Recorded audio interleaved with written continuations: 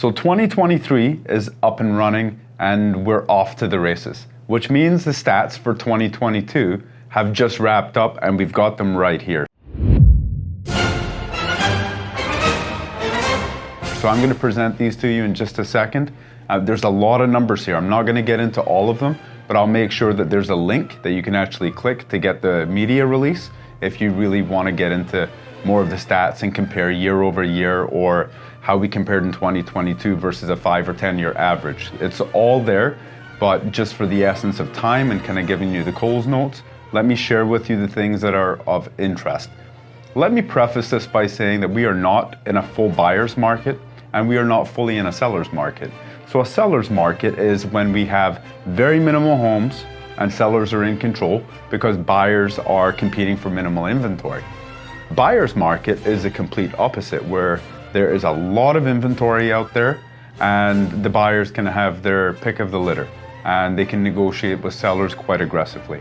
We are not in one of those types of market. We are still in a quite tight market in terms of inventory across the country. There's certainly other parts of the country in which inventory is a lot more abundant, whereas in Kitchener-Waterloo region, Cambridge area, we still are, when a property hits the market and it shows well, it looks good and it's priced aggressively, you're still getting a lot of showings, you're still getting a lot of interest on that property from first-time buyers, first-time investors, you're getting seasoned investors still looking into the region, and you're getting people who are looking to kind of graduate from a townhouse or a condo apartment to a detached home. So there's certainly a lot of movement within our market here. So I'm going to jump into the stats right now, and I will kind of explain each point as we go if it requires further elaboration. So first of all, there were 7,770 homes sold through the MLS system for the Waterloo Association of Realtors in 2022. So 7770. So that represents a decrease of almost 25% less sales in 2022 than 2021. So basically, in layman's terms, that just means less people bought and sold in 2022 versus 2021. Now, if we had continued with the velocity that we saw in the first maybe 4 months of the year, then yes, that I think we would have went on to set a record. But the fact of the matter is, the interest rates just continued to push people out of the market. It made payments unaffordable for a lot of people who are looking to get into the market. And who knows what it's going to do in the coming months when people are renewing from a variable. They probably did a 1 year, 2 year term. Let's see what happens now when the term comes up and they have to sign a new term at a much higher rate. We'll see what happens. On a monthly basis, there were 280 homes sold in December, which is a decrease of 38.7% compared to December of 2021. December of 2021, we were just coming into this rabid seller's market. We had just gotten into it, multiple offers on absolutely everything. Homes were selling for 100, 200, 300,000 above the asking price. We were seeing that last December. The fact of the matter is, this December, we're down 40% in terms of overall homes sold in the region. That's a very interesting statistic. The number of homes sold in December was lower than any single month in well over a decade. Isn't that something? So in over 10 years, this December that we just came out of, there was less activity, less homes sold than any other month in a decade. First of all, I want to give a big shout out to the Waterloo Association of Realtors for putting out these amazing stats. Megan, for taking your time, our president, putting this together, great work. So in December, the average sales price for all residential properties in Waterloo region was $720,000. This represents a 15% decrease compared to last December. So December 2022 versus December of 2021, we're down about 15% in a property's value in those respective months. The average price of a detached home was $825,000 in December. That's down 17% from last December. The average sale price for a townhouse was $609,000, which is down 17% from last December. You can see why I have notes this time. There's a lot of stats on this thing, and I don't want to screw them up. The average sale price for an apartment-style condo was $460,000, which is down about 8% from last December.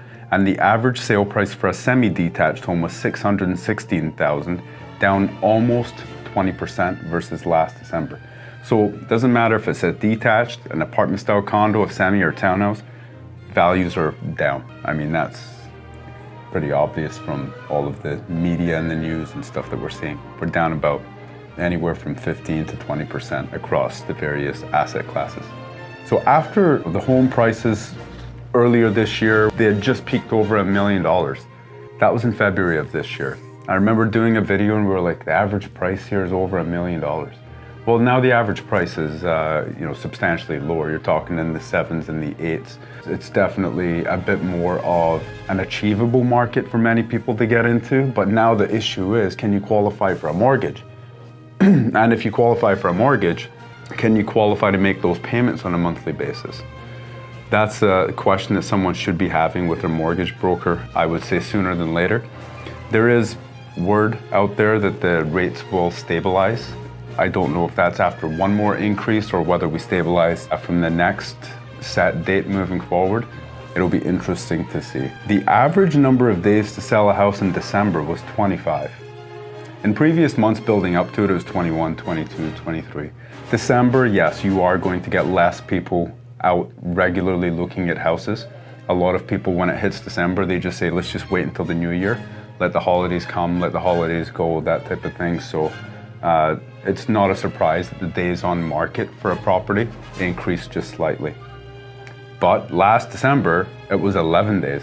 So that was a freak year. 11 days in December was just freakishly fast. The average days to sell a house in 2022, so this is across the entire year, whether it's January, whether it's December, whether it's in the middle, the average days to sell a house in 2022 was 14 days.